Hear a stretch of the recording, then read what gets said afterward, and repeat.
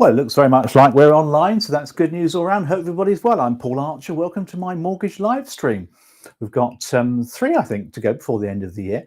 So let's go out with a bit of a bang, shall we? So, okay, lots going on in our sector. Well, actually, it's slowing down a bit, really. But it generally does tend to sort of slow down. We're online. Indeed. Let me just get rid of that volume. There you go. There you are. That's better, isn't it?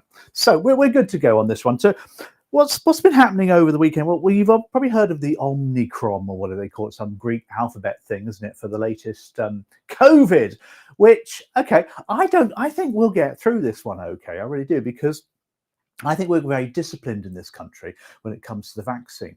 And I think we seem to think that, well, we know the vaccine comes from the NHS, and we love the NHS. We just have this brilliant culture in the UK where we adore our NHS and they look after us. And that's just built up over the last 70, 80 years. And that's the point, really, when I'm coming to today's session. I want to get straight down to a session on, well, something that's happening next year, really, in the mortgage sector, which will hit you. And you don't know it's coming yet, but it's definitely coming. And I think about time too. And that's the FCA, our beloved regulator, are looking at how ARs are being supervised and coached. Oversight, they call it, don't they, is the word that they like to use. And at the moment, it's happening, but not as well as it possibly could. So I'm going to talk about coaching and supervision and that kind of stuff over the next couple of weeks, really. I've got three parts to it. We're going to talk about how to coach and some field visits and stuff. So if you're interested in the coaching side, this will be jolly useful for you. But also, if you are an AR of a company, you can tell your governor what they should be doing at the end of the day, because they should. And it's the right thing to do. We have this lovely respect and rapport for the NHS. So, the fact is, you have a lovely respect and rapport for the firm you work in and the industry you work in, but they should look after you. So let's get down to some action, shall we? Get straight in. So I'm going to do a slideshow for you, and we're going to run for about 15, 20 minutes, and then get some enjoyment from the whole process, really. So let's just go over to some slides then for you. You've seen my sort of slide deck before. You can see how it all rolls, haven't you? But you might want to see the fact that I can actually appear in here now. So here I come. Hello. I'm in the slides. I'm in cyberspace. Probably in Mark Zuckerberg's metaverse, but we won't talk about that. So what's the topic here that I'm talking about? Well, I'm kind of thinking about supervision. I'm kind of thinking about coaching and how you as a mortgage advisor, being an AR of a principal or a network or somebody, and you might be self-employed, you might be employed, doesn't really matter. But the fact is, you might be new to the sector. And if you're new to it, you want to have people to look after you. You want to have some coaching, some development, all those good things. So here's a picture of me, this is what I do. And here's some of the books that I've recorded as well. That's actually a football one, isn't it? I like that one, don't you? Let's go back to a book instead, shall we? Let's just flick back to some books so we can get ourselves comfortable with that one as well. There you go. Here we are, some books of me. Now, okay, I've published quite a lot of books, got a new one coming out this autumn as well, or this winter, I should say. But the point is about supervisors in financial services firms and mortgage firms is that they are gurus. Now, people might think I'm a guru, I suppose, because you write a lot of books, but your boss, your governor, your principal, your leader may be very good at their job, and they probably are. And that's why they've got a business, that's why they're growing the business, and that's why they're doing so well. And they've had to expand by taking on new people. Networks are the same. But the problem when you're a bit of a guru is you go around guruing. My friend Jeff Birch talked about this one, guruing. People go around guruing. And when they go around guruing, they're telling everybody about their expertise. Now, I'm a guru, let me talk to you about how to do the job. That's okay. But that's guruing, and I want to get away from that concept, really. And the word really I'm using here is to stop guruing, let go, and coach is really the model here. And that's what the FCA are looking for next year from our good people. So how do you coach then? How do you stop guruing and start coaching your ARs and look after them? Well, I use this thing called the coach's spectrum. Now, I get paid to coach, do a lot of coaching. Online, by the way, is where this is at. This is all virtual. I do a lot of coaching with personal clients, with corporate clients, with businesses. And I go online, I observe, I give feedback and all sorts of things. Now, as a coach, I follow a spectrum. And I call this the pull-push spectrum. So let me illustrate this one for you. Pull and push. And what this means is, as a coach, I'm pulling information from people. I'm getting ideas and next steps from people.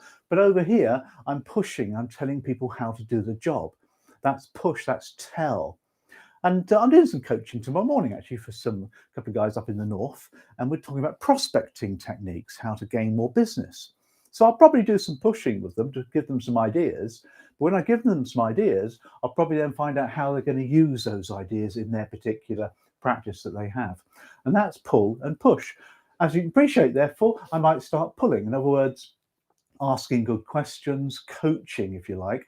And then later, I might then segue over to sort of half and half concept, and then maybe to some pushing, some training, some developing, some improving. And that's a modern mentor, if you like. We improve people, we train them, we coach them. And I'm constantly swinging backwards and forwards in my spectrum between pull and push. And that's where coaches go. So what I'd like to do now is to share with you some techniques around sales meetings, around meetings to help you with your business. So I'm talking about virtual sales meetings now to give you some ideas about how to run a meeting with your people so that you get the very best out of them and you start coaching them. Remember, my message is to stop, let go and start coaching. So let's just head back over here then, because I just want to talk to you a little bit more about sales meetings before we go any further with this. The question I've been asked before is, what's the very best sales meeting that you've ever attended in your business life? What's the very best sales meeting that you've ever attended? And the answer is a cancelled sales meeting. That's a bit tongue-in-cheek, isn't it? But the point's been well made that when you are running sales meetings and doing them badly, they're not very popular and people tend to groan and moan. So why then should you run sales meetings, and why a virtual sales meeting to start with? You've all got your boardrooms or your meeting rooms, and I get all of that.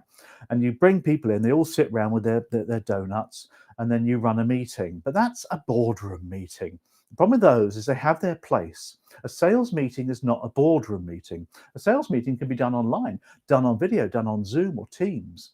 You can use all the different features of Zoom and Teams to enhance the message, get some great ideas for people, give people lots of input.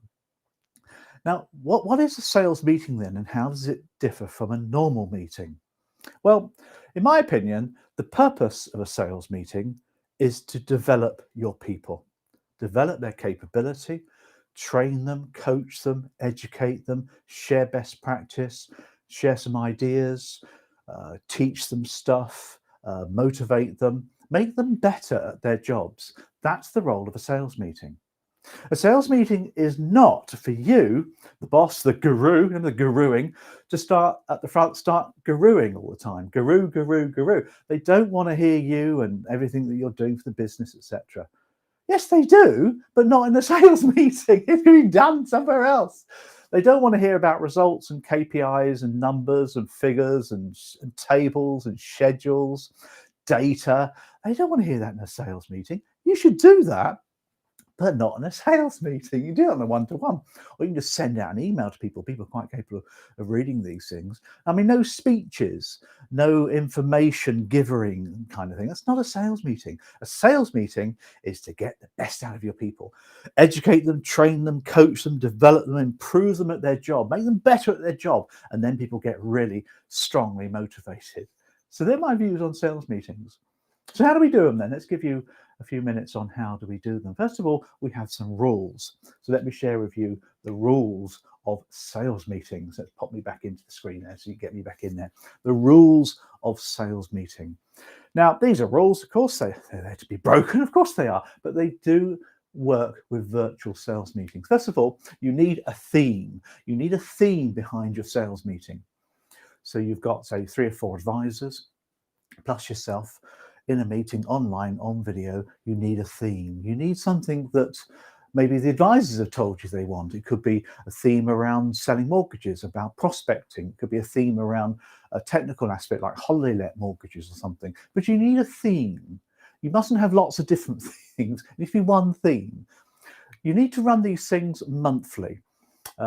Bi-weekly possibly, but monthly is a great time scale to go for. And when you run them, do them for 60 minutes and no more than 60 minutes, because they start to drag on a bit then, don't they? Remember, this is developing people, sharing best practice ideas, etc.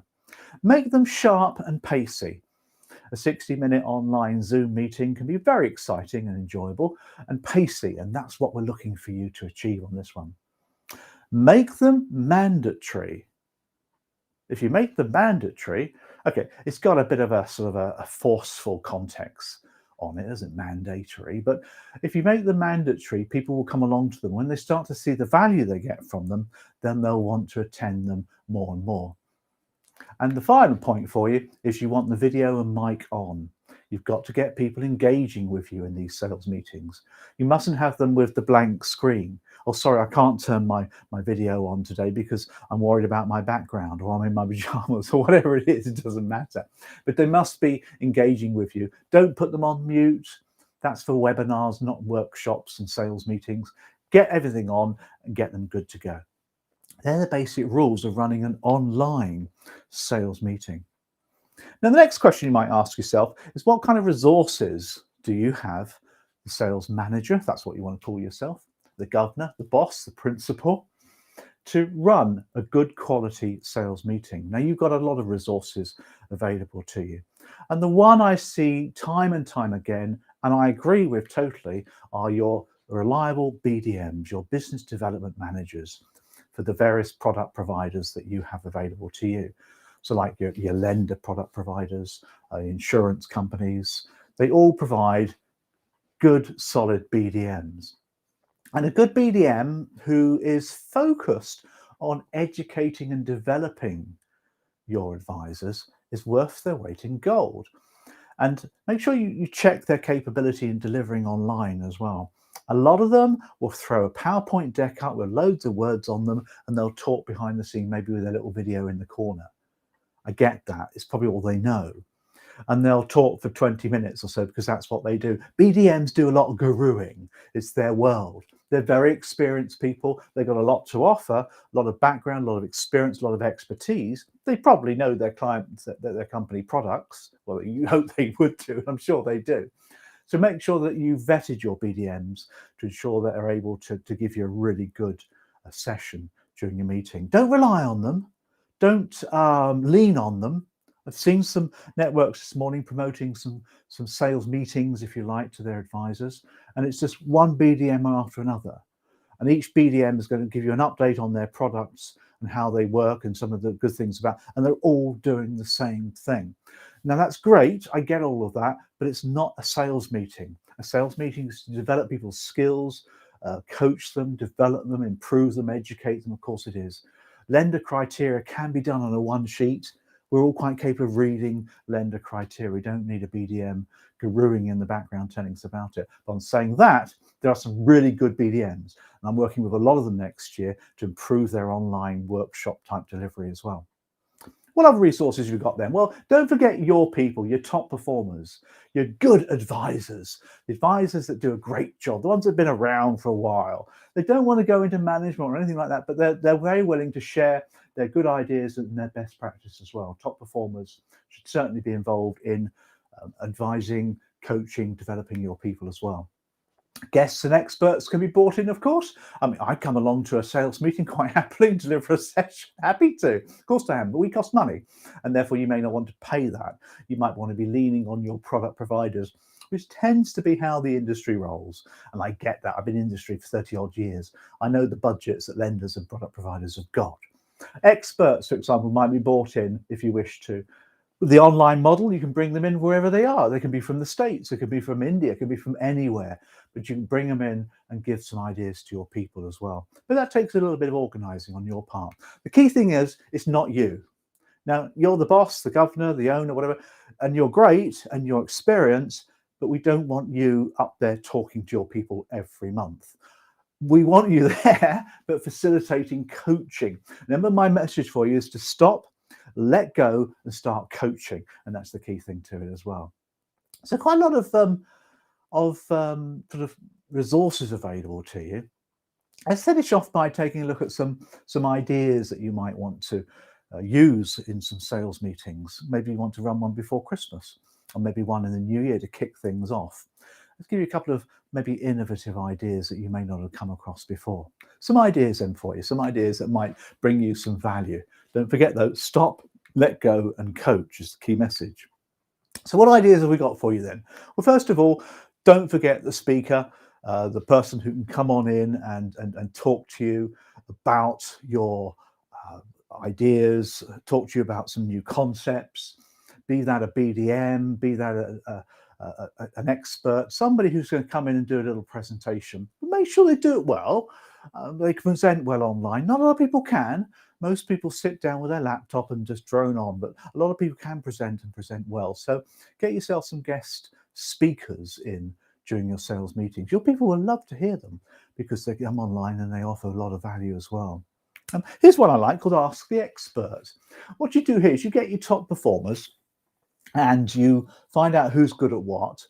And then you put them into breakout rooms on using Zoom or Teams.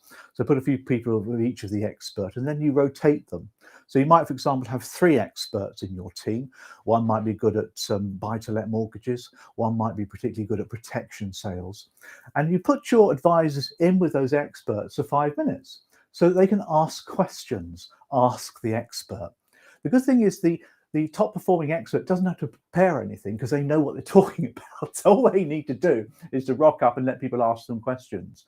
It's a lovely little way, and just rotate around, and then you can bring everybody back and say, what did you get from that? What was your best idea that you can use going forwards? So that's a lovely little technique, that one. I like that one as well. Similar to this one, the 60-second gold nugget. And what you do here is you give each of your people, say you've got 5 people in your team, 60 seconds in order to share a gold nugget in which they've discovered in the last month, for example, a technique, an idea, whatever it is, something they can share and they're very happy to share and get excited about. It's called the 60-second gold nugget. Here we go. The big quiz. Run a quiz. Tends to be on a technical topic, but there's nothing wrong with that. Rather than teach people things, why don't you just run a quiz on a technical topic? You could even email people a PDF of a handout with something technical on it, like the taxation rules for holiday let mortgages or something, or holiday let owner-occupier. And then do a big quiz, maybe have a flip chart on your webcam and get people to give you answers to questions. You can have a bit of fun with that one, can't you? A big quiz, great thing to run as well. I like that one. Here's an idea that you may not come across. This is a microphone that podcasters use, podcasters. Now, in the financial services sector, particularly the mortgage sector, there's an awful lot of podcasts available right now. Every other person seems to be doing a podcast, and why not? They're great things because they can share their expertise.